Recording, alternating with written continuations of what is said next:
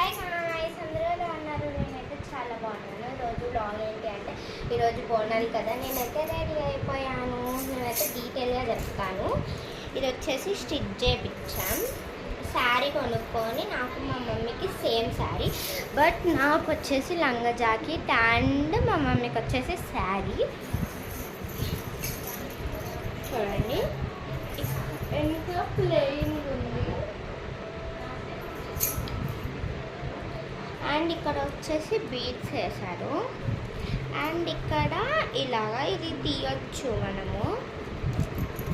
ఇది నార్మల్గా matching centres ఉంటాయి కదా, లేస్ అక్కడ కొనింది.